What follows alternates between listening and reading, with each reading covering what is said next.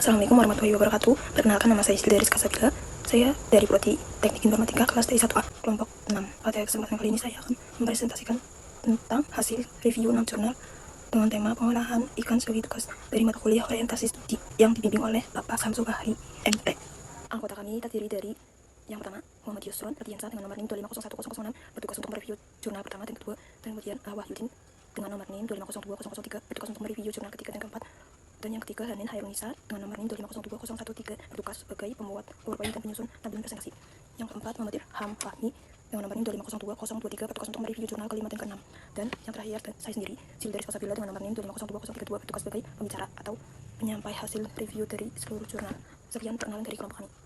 Latar belakang, pengolahan ikan itu penting untuk meningkatkan nilai jual, memperpanjang masa simpan, dan mendorong usaha pangan lokal berbasis hasil perikanan. Tujuannya menyampaikan inti kegiatan pelatihan pengolahan ikan, TOT, hasil, dan kesimpulan secara ringkas sebagai bahan referensi.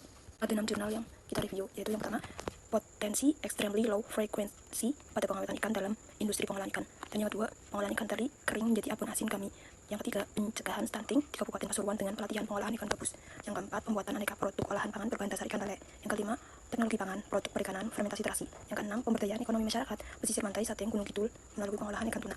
Pertama, yaitu potensi extremely low frequency pada pengawetan ikan dalam industri pengolahan ikan, yang ditulis oleh Eka Bonancah Utoyo, Muhammad Ivan Syahdila, Amar Ma'ruf, Albawani Sutarti, Tapsilo Lihandono, tahun 2003. Pendahuluan, Indonesia memiliki potensi besar dalam produksi ikan.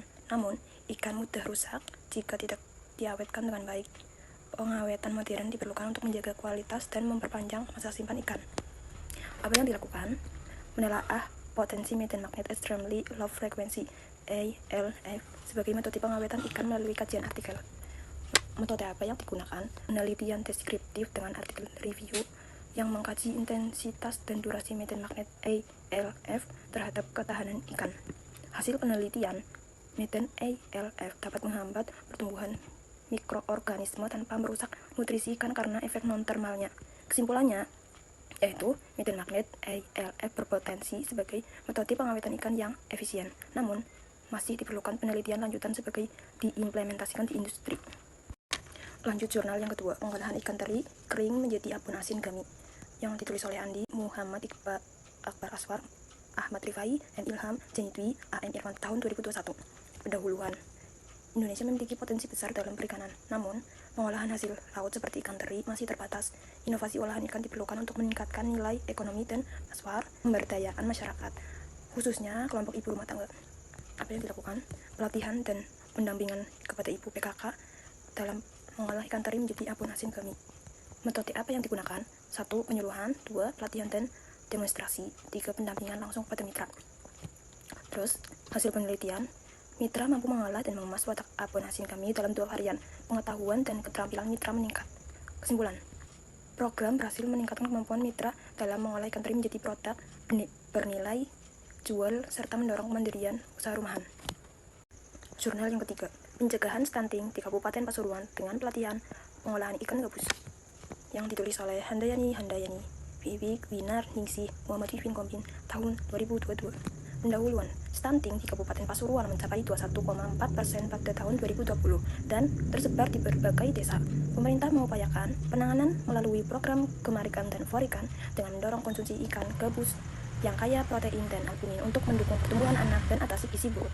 Apa yang dilakukan? Lakukan pelatihan kepada anggota Fatayat NU Bangil tentang pentingnya konsumsi ikan bergizi, khususnya ikan gabus, untuk penanggulangan stunting. Metode apa yang digunakan? Pembentukan tim pengabdian masyarakat dari Fakultas Kedokteran. Yang kedua, koordinasi online menggunakan Zoom. Yang ketiga, pembelian alat dan bahan freezer, seperti freezer, penggiling daging, impulse, chiller. Yang keempat, VGT dengan Fatayat NU untuk menentukan jadwal. Yang kelima, pelatihan dilaksanakan pada 24 Desember 2021, diikuti 50 peserta. Yang keenam, penyusunan modul, artikel, dan laporan kegiatan. Yang ketujuh, seminar hasil dan evaluasi kegiatan pada 26 Desember 2021.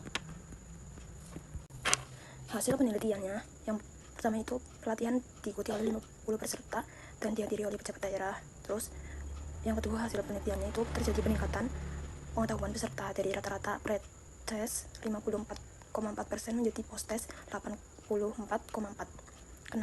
Yang ketiga, kenaikan nilai sebesar 30% menunjukkan peningkatan pemahaman peserta terhadap materi. Kesimpulan, pelatihan yang dilakukan berhasil meningkatkan pengetahuan serta mengenai pentingnya konsumsi ikan bergizi, ikan gabus, sebagai salah satu upaya penanganan stunting di Kabupaten Pasuruan. Ini adalah gambar grafik capaian angka konsumsi ikan kilogram per kapita setara ikan utuh segar di Pasuruan dari tahun 2016 sampai dengan tahun 2020. Nah, ini jurnal yang keempat, pembuatan aneka produk olahan pangan berbahan dasar ikan lele, ditulis oleh Kartini Alfriani, Anita Herawati Permana, Ika Widiana, Puspita Atik Agustin, Indah Aulia Nurhalisa, Halimah Azahro, tahun 2022. Pendahuluan. Lele dapat diolah menjadi berbagai produk seperti nugget, stik ikan, dan bakso. Kegiatan PKM meliputi pelatihan olahan ikan lele, serta penyuluhan tentang keamanan, higienis, sanitasi, dan mutu pangan. Apa yang dilakukan? Pelatihan kepada masyarakat mengenai pengolahan ikan lele menjadi berbagai produk olahan pangan, serta edukasi tentang kewirausahaan, sanitasi, dan pengemasan. Metode apa yang digunakan? Yang pertama itu survei kegiatan untuk mendapatkan informasi kebutuhan masyarakat dan kondisi masyarakat. Yang kedua, sosialisasi mengenai kemasan pangan, higienis dan sanitasi pangan, dan penjaminan mutu pangan. Yang ketiga, sosialisasi mengenai analisis usaha yang dimulai. Yang keempat, sosialisasi mengenai pengolahan produk pangan berbahan dasar ikan. Yang kelima, sosialisasi mengenai teknik pembuatan nugget, abon ikan, keripik ikan, sambal ikan, dan kerupuk ikan. Yang keenam, pelatihan pembuatan nugget, abon ikan, keripik ikan, sambal ikan, dan kerupuk ikan kepada peserta secara langsung. Yang ketujuh, pelatihan teknik pengemasan produk kepada peserta. Yang kedelapan, pemantauan dari kegiatan pengabdian masyarakat PKM. Dan ini hasil penelitiannya.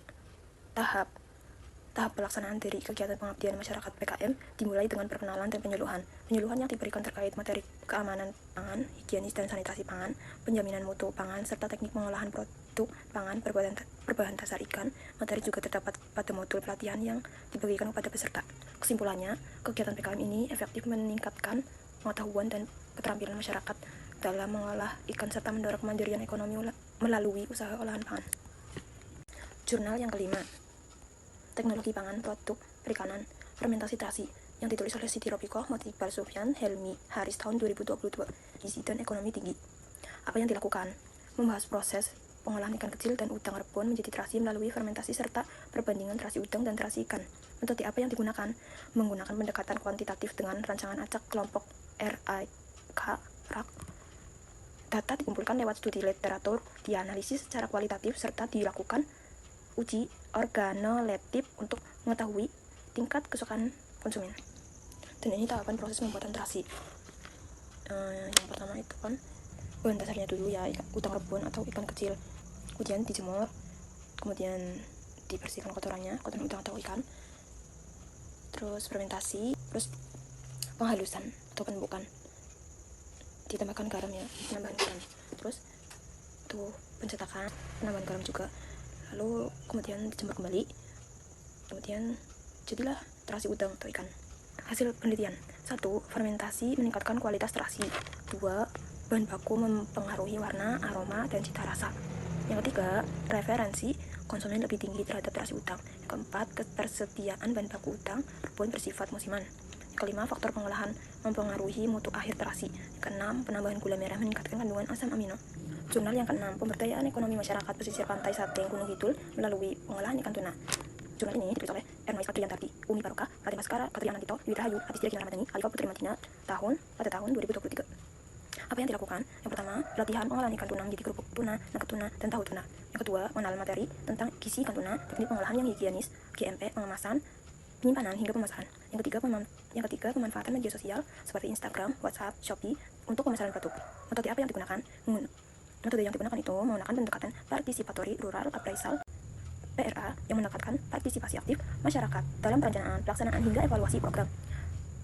Hasil penelitiannya, yang pertama, meningkatkan keterampilan dan pengetahuan masyarakat tentang pengolahan ikan tuna. Yang kedua, produk olahan berhasil dijual kembali komersial, bahkan dipamerkan dalam pasar. Yang ketiga, kelompok ibu-ibu mampu berkontribusi secara ekonomi pada rumah tangga. Kesimpulannya itu, program pemberdayaan ini berhasil itu meningkatkan kapasitas masyarakat dalam mengolah hasil laut, kemudian memberikan dampak ekonomi positif bagi rumah tangga nelayan, dan menciptakan produk olahan ikan tuna yang berdaya saing melalui inovasi higienis dan strategi pemasaran digital. Terima kasih telah menonton video kami sampai akhir. Saya Silvia Rizka Sapila, mohon maaf apabila ada kesalahan kata, dan terima kasih. Saya akhiri. Assalamualaikum warahmatullahi wabarakatuh.